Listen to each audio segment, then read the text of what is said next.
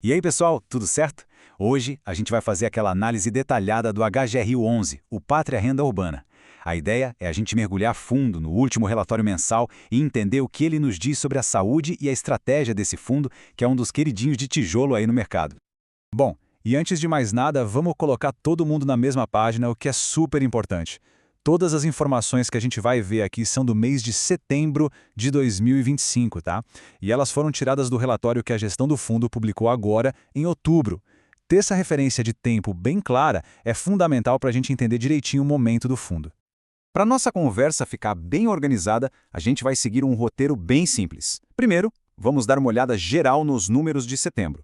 Depois, a gente vai mergulhar de cabeça no portfólio de imóveis. Na sequência, vamos avaliar a saúde financeira do fundo e, para fechar, a gente consolida tudo vendo as perspectivas da gestão e os pontos principais para a gente ficar de olho. Combinado? Então, vamos nessa! Começando pelo básico do básico, que são os sinais vitais do fundo. Sabe, aqueles números que saltam aos olhos de qualquer investidor e já dão uma primeira impressão de como foi o desempenho no mês. E o primeiro número, claro, mais esperado por todo mundo, o dividendo. Em setembro, o HGR11 anunciou uma distribuição de 95 centavos por cota. É um valor que vem se mantendo bem estável, sabe? Em linha com os pagamentos dos últimos meses, o que mostra uma consistência bem legal na entrega de rendimentos. Mas, afinal de contas, o que o HGRU11 faz? O foco dele é bem específico, o que é interessante. Ele investe em imóveis urbanos que têm uso comercial e institucional. Pensa assim: grandes lojas de varejo, supermercados, até prédios de faculdades. A estratégia deles é passar longe de lajes corporativas, shoppings e galpões logísticos para se concentrar nesse nicho de renda urbana que geralmente busca contratos de aluguel mais longos com inquilinos bem fortes. E o que esses 95 centavos representam em termos de retorno? Bom, o dividend yield, calculado sobre o preço da cota na bolsa, ficou em 9% ao ano. Já o yield patrimonial, que é o retorno sobre o valor justo dos ativos do fundo, ficou coladinho, em 8,9%. Essa proximidade, gente, é um ótimo sinal. Indica que o mercado está avaliando o fundo de uma forma bem alinhada ao seu valor contado. E essa relação entre o preço de mercado e o valor patrimonial nos leva direto para o P sobre VP, que fechou o mês em 0,99. O que isso quer dizer na prática? Que o mercado está pagando quase exatamente o que o fundo vale no papel. Ele não está nem com ágio, ou seja, caro, nem com deságio, que seria barato. Um P sobre VP assim, pertinho de 1, sinaliza que o preço está justo, refletindo bem o valor do patrimônio do fundo. Agora, se prepara, porque a gente chegou num dos maiores trunfos do HGRU11, a vacância baixíssima. Olha só, tanto a física quanto a financeira estão em apenas 0,8%. Para entender melhor, a vacância física é o espaço que não está alugado. Imagina que de cada 1.000 metros quadrados que o fundo tem, só 8 estão vazios. É muito pouco. E a vacância financeira mostra o impacto disso no caixa, ou seja, é a receita que o fundo deixa de ganhar por causa desses espacinhos vagos. Um número tão baixo assim é sinal de um portfólio super resiliente e com uma demanda altíssima. E outra coisa, isso também sugere que a inadimplência é praticamente zero, porque se tivesse calote, a vacância financeira seria maior que a física. Beleza, já passamos pelos números principais. Agora é hora de a gente mergulhar no que realmente gera valor profundo, os seus imóveis. Vamos entender onde eles ficam, quem são os inquilinos e, o mais importante, como estão os contratos que garantem a receita todo mês.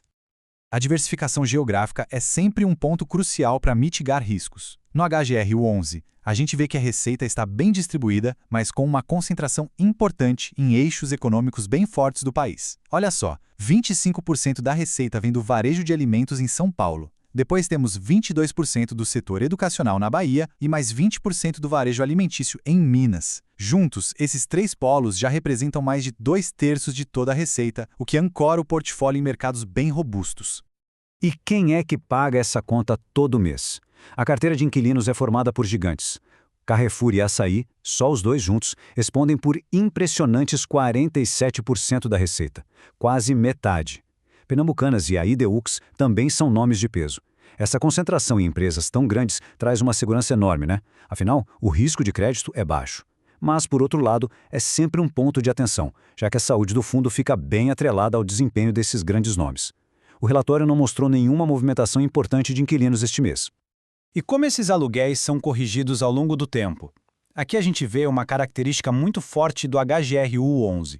Praticamente todos os contratos, 99% deles, são corrigidos pelo IPCA, que é o nosso índice oficial de inflação.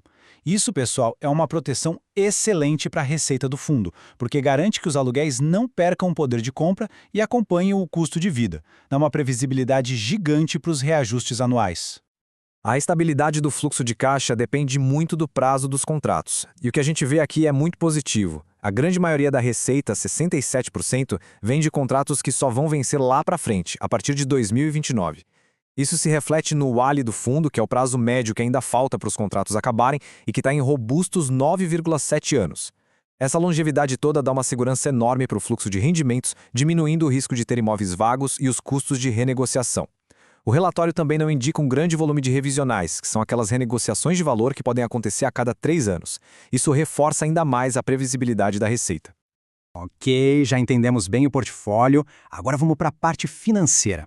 Como é que o desempenho desses imóveis todos se transforma em resultado para o cotista? E, um ponto super importante, como o fundo está gerenciando suas dívidas e obrigações. Pessoal, atenção aqui porque este é o ponto central do mês. O fundo gerou uma receita total de R$ 1,09 por cota. Depois de pagar todas as despesas, o resultado caixa, que é o lucro que pode ser distribuído, foi de 83 centavos. Só que o fundo distribuiu 95 centavos. Ué, como assim? É que os fundos podem usar reservas que foram acumuladas em meses anteriores para suavizar a distribuição, mantendo um patamar de dividendos mais constante. E foi o que o HGRU11 fez. Usou 12 centavos por cota de suas reservas. É uma prática comum no mercado, mas que a gente precisa sempre monitorar para ver se é sustentável no longo prazo. Nenhum grande portfólio imobiliário cresce sem usar dívida de forma inteligente, né? No HGRU11, a alavancagem financeira, que mede a relação entre os ativos totais e o patrimônio, está num nível que a gestão considera super controlado, com a dívida representando 5,8% dos ativos. É o que a gente chama de alavancagem estratégica, usada para comprar mais imóveis e gerar mais renda sem colocar o fundo em risco. O índice de endividamento geral também está bem saudável.